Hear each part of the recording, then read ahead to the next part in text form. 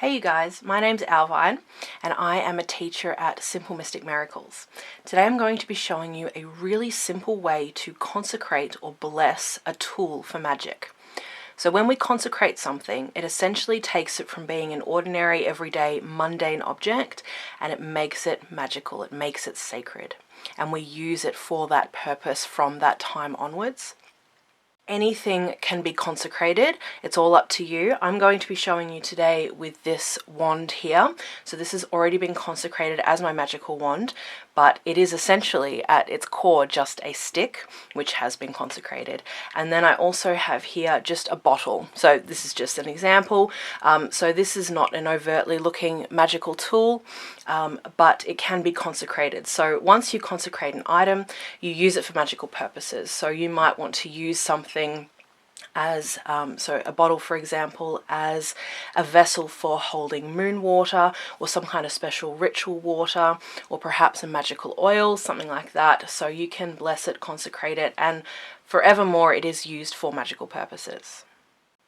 Now, if you're using a store-bought or a second-hand item or something that's man-made, you might actually want to cleanse it first.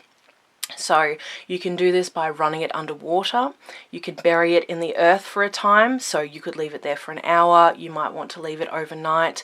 You might feel that it needs longer than that. Maybe it will stay in the earth up to a week.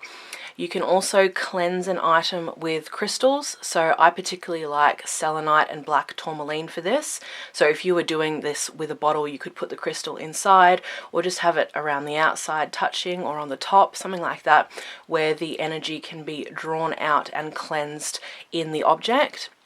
You can also use smoke. This is a really popular form of cleansing. So by burning sage, rosemary, or frankincense, dragon's blood, something like that, where you would then smoke the item and cleanse it out that way.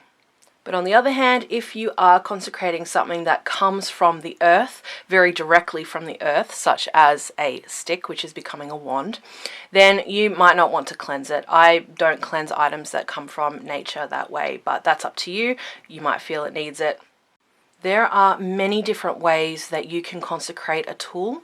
You can use all kinds of different ingredients, but today I'm going to show you how to do a no tools technique. So you can do this if you are just starting out in magic and you don't have all the paraphernalia of a witch, and you can create yourself really, really powerful tools without anything else on hand.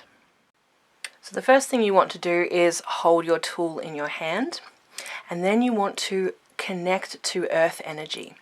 So we do this through a technique called grounding. So the first thing is to take your awareness down to your feet, or down to the part of you which is touching the ground. So if you're sitting on the ground, if your feet are on the ground, depending on, how you are attached to the ground at the moment, you bring your awareness down to that part of your body, and then you take it down lower and down into the ground. So I always imagine this as roots coming out of my feet and pushing down into the earth. Now, if you're up in a building on a second story or higher up, that doesn't matter, you can still ground. You simply take your awareness down through the building, down, down, until you reach the earth, and then push that energy down into the ground. So you might visualize this, you might feel it, or you might simply know that it's happening. Pushing your energetic roots down into the ground. This is an ability that all of us have. Now, once you're connected to that energy, once your energetic roots are down in the ground, draw up energy. Focus on pulling up the power and the energy of Mother Earth up these tendrils, up these roots of yours, up and into your body.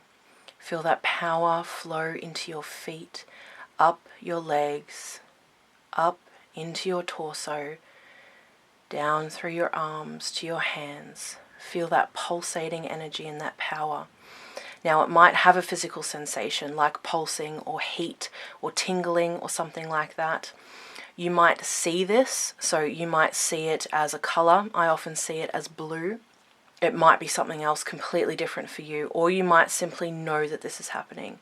And when this energy is concentrated in your hands, you push it out into your tool that you are consecrating.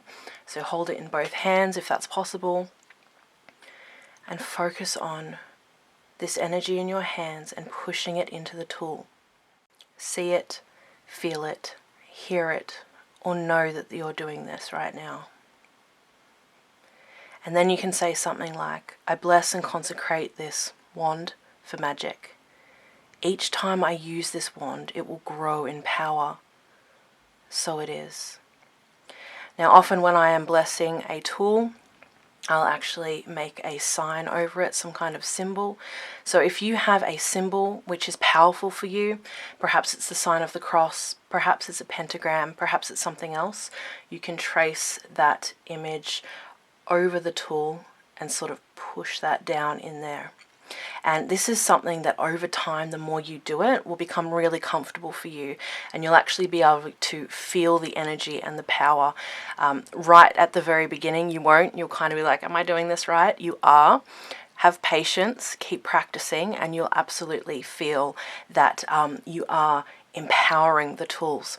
But you can say that simple chant, again, just something like, I bless and consecrate this wand, or whatever it is, for magic. Each time I use this wand, it will grow in power. So it is. Now, what you want to do is keep your tool somewhere safe or somewhere special. You want to treat it as if it is sacred, because it is a sacred item now. So wherever that is for you, if it has a particular place in your home, or if you can set aside somewhere special for it to live, but you want to treat this item with that sanctity that you've just given it. If you'd like to learn more about magical tools and casting spells that really work, feel free to click on the blog link down below, and we are chatting more about that over on the Simple Mystic Miracles website right now. But in the meantime, feel free to subscribe to this channel. We've got loads more awesome magical content coming up, and I cannot wait to hang out with you guys again. I'm sending you so much love and many, many blessings.